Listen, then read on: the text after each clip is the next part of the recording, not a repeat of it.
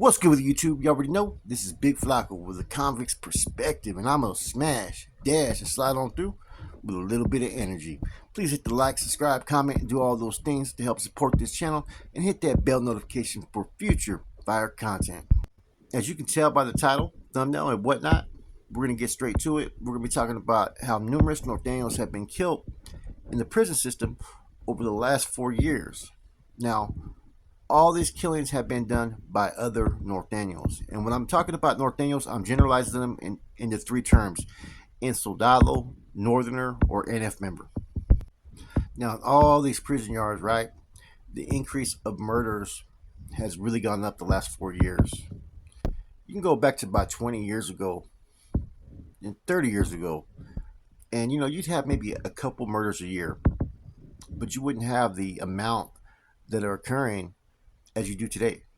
I think today in the prison system, I think we've had maybe like 12 to 14 people already killed. Now, when I was in prison, things have changed from then till now. See, back then, a lot of times there was very few established footholds for Norteños. Doesn't mean that Norteños weren't at prisons. What I mean by a foothold is where everything was established, there was no really immediate threats, and there was basically a program. See, back then, when something would happen on a yard, you'd be going on lockdown for anywhere from like 3 months to a fucking year sometimes, man. No program, no movements. So every time on every prison yard, there were still hostilities on these yards. So when you got there was no time to sit there and basically politic within your own ranks. A lot of times there was no access to start generating income like these yards do today.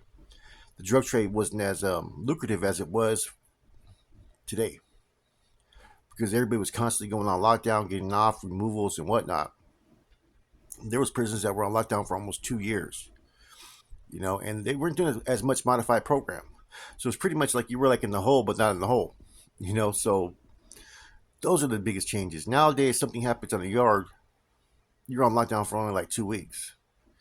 A hit could happen on the yard, you're on lockdown maybe for one day, if that. So all these different changes in the system, right? Plus, you have the end all hostilities to where everybody's trying to coexist and have diplomatic relationships whenever there's a conflict or issue arises. Therefore, when you have really no immediate threat from your oppositions, it gives you time to sit there and politic. It gives you time to sit there and try to get business operations going and ventures and whatnot. Therefore, what's going to happen there? You're going to have people that make fucking mistakes, deadly mistakes. Now, one thing that came about that also created change was around, I forgot the year, man, but there's a year filters came out and it was talking about removals. Now, there was no hands-on removals, right? Now, there's people kind of misinterpret this. There was no hands-on removals for those who've been deemed. Okay. Second part, there was no removals with tomahawks no more, right? Which used to be the razor blades. When back in the days, the whole purpose of removing a target was to get them off the yard because they were deemed not to be able to function within the household because of some type of violation that was considered grave. It could have been a cowardice act, it could have been paperwork, whatever it may be, but it was something that warranted them not being on the yard. So what would happen is you'd have one dude come by, do the hit, bam, hit him with a tomahawk. You'd have the bombers come and take off on dude right after you get the target off the yard. There it is, it's done. Nowadays, it had to be done with a piece, but you had to afford that individual due process, full due process rights, man. Reports had to be filed. They had to file their own report, and it had to go through a process and get to a higher authority if one is available for higher authority review and sanctions. Now, in the absence that there is no higher authority, which would be a carnal, an en soldado would be able to make that decision, but he better be able to file that report and submit it to the proper authorities, and then it'd have to get its stamp on it, right? So that would only be necessary if it was an immediate threat. So this kind of eliminated certain things that people used to have options in doing, right? Now, all this stemmed from getting B&Ls that were coming from different institutions, like say like Avenal or Pleasant Valley or Corcoran. And dudes that would be on this list, a lot of these individuals had careers that could be salvaged. I remember we took off hella names off the Avenal B&L one time because we investigated all of them. And see, these type of reports were getting submitted to the Bay that this yard wasn't doing this or this yard wasn't doing this, and there was no higher authority to stamp these removals, and a lot of these dudes ended up getting cleared. So therefore, you had an abuse of power with individuals who either didn't understand what they were doing, they weren't educated enough, or by dudes, right, that were abusing their authority. So what happened there is you started to have individuals who were kind of reluctant on making decisions for a minute, right? Um, they would either not make a decision or they would make a decision too fast, and it could be the wrong decisions.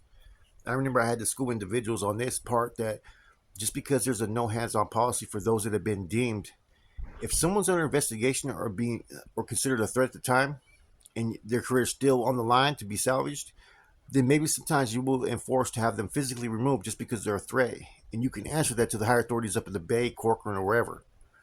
I had to do that one time, and it was because we had a soldado who had a long career was acting up like a J-Cat. His name was Chino from Antigua, and he was making dreadful gestures and whatnot. And he was catting off on the tier, and you know, I basically had enough to basically have him hit and remove with a fucking weapon. But because of his long, extensive history of doing a lot of things for the cause and struggle, I elected to have him physically removed and pending a further investigation upon his actions. So a lot of people didn't know how to make these choices or decisions. Like I said, it all stems from people that were abusing or not applying these laws in the right fashion and having removals done. Now, level fours back then, they were always using pieces on all removals, right? But they were hardly ever out there on the main line. They were locked down like almost 9 months out of the whole year, and every time they were coming off lockdown, they already had to be on their P's and Q's with the oppositions because usually it was going to kick off real quick. So therefore, all the politicking and all the conflict, there wasn't no time for that shit back then. So back then, it'd be very rare for Norteno to get killed by his own. Like I said, the policies and procedures were a little bit different. But since then, it's changed. And since everybody's came up to the main lines, it's changed. Now, fast forward years later, we have the end of all hostilities, which for the first time, you have certain groups that are on these main lines that are coming out the shoe that are able to coexist without any type of threat for war and whatnot.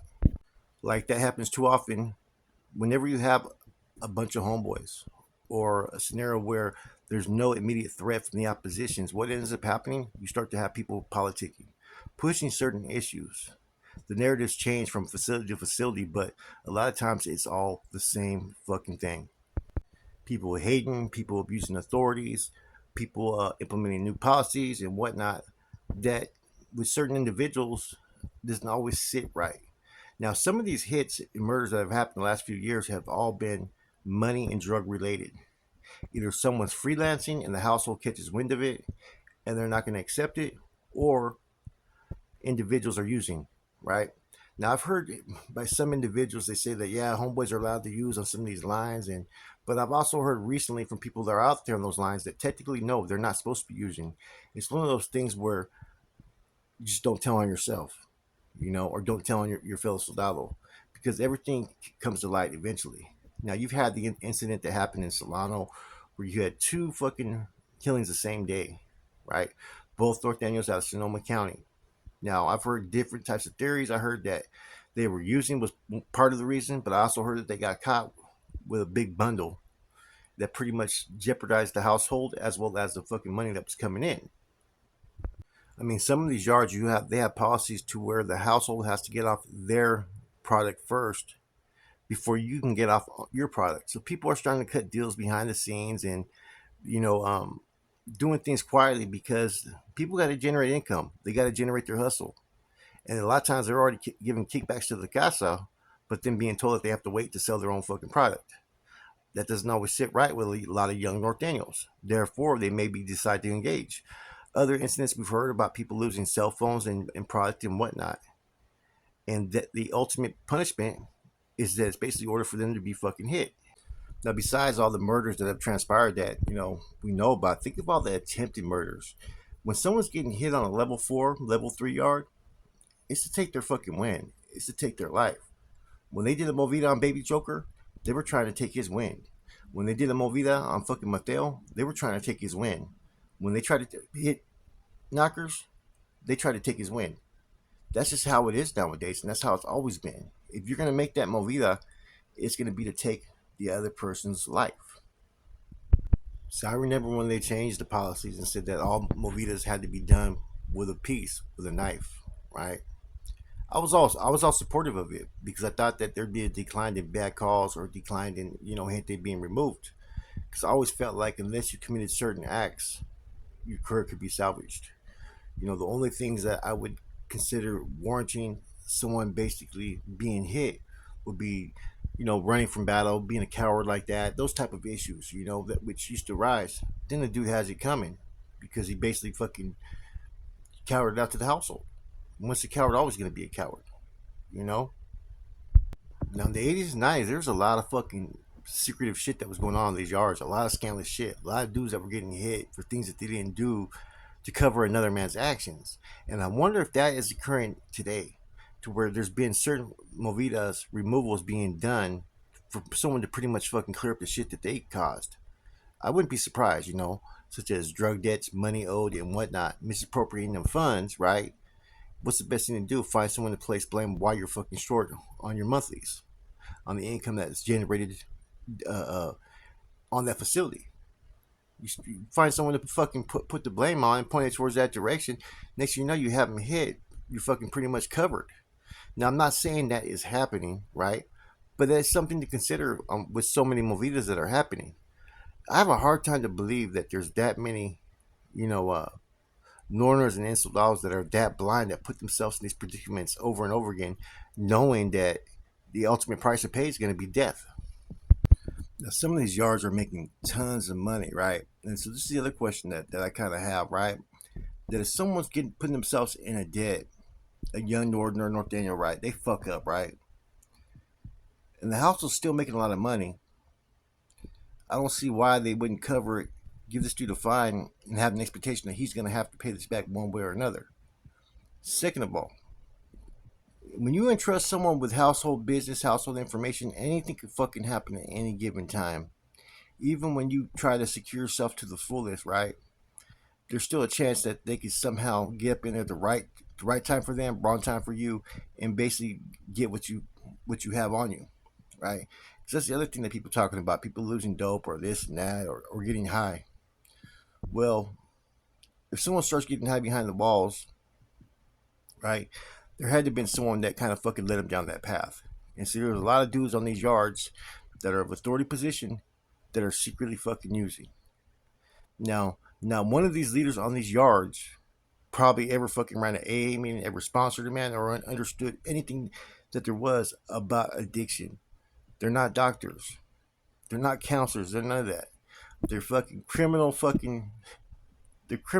trying to run an organization like it's a sophisticated one, right? So therefore, how can you put those expectations on individuals that do suffer from these vices, especially when it's all around them? You know what I'm saying? Because I'm gonna tell you right now, I know this firsthand from when I was in the mix when we weren't supposed to use on these main lines. We weren't supposed to use, but a lot of people were secretly fucking using. We had to use every homeboy for using. I swear to God, man, that when I was on the level 3 yard in Solano, the whole yard would probably have to get fucking removed, man. You know, so like I said, man, it's not like it was back in the days, man. This was never happening. Nortenos were getting killed. There was nothing that really warranted it unless it was something to do with the NF, right? Or if they had some serious fucking cases, like with some serious charges, man. Other than that, the whole fucking purpose for doing this removal was just to get them off the yard to where they could no longer function within the household.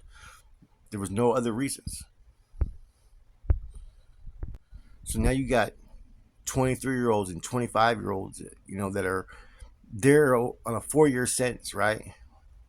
Ended up catching a life sentence, man. I've seen it numerous times in all the articles and cases that I've looked at the last 4 to 5 years. It's fucking sad, some of the individuals that are sent on these missions, man, to take someone's life or to fucking move on them, right? Now, this is something I've addressed before. Part of taking that next step and becoming a familiano, which I'm pretty sure some of these individuals are making that sacrifice towards that goal, right, is to catch a body.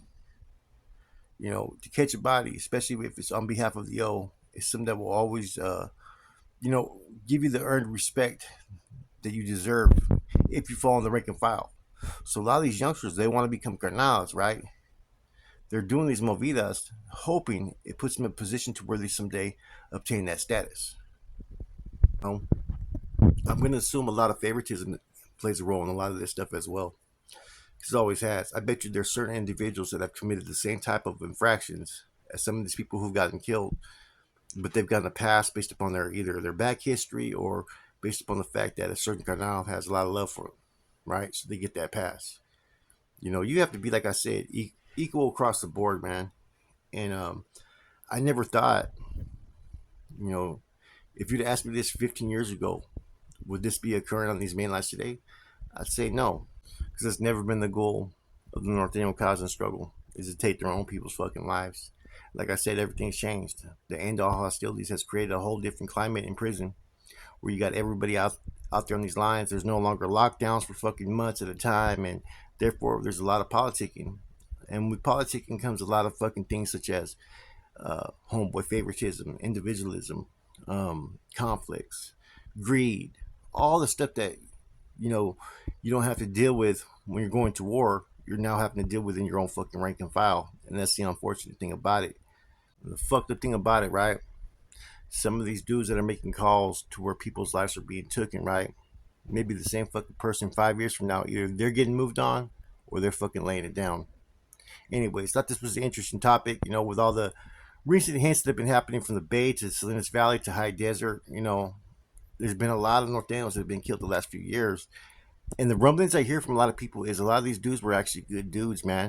Anyways, things sure have changed. When I first was in the system, it was rare to hear about a Norteño killing another Norteño because it was order behind the walls. Very rare, you know.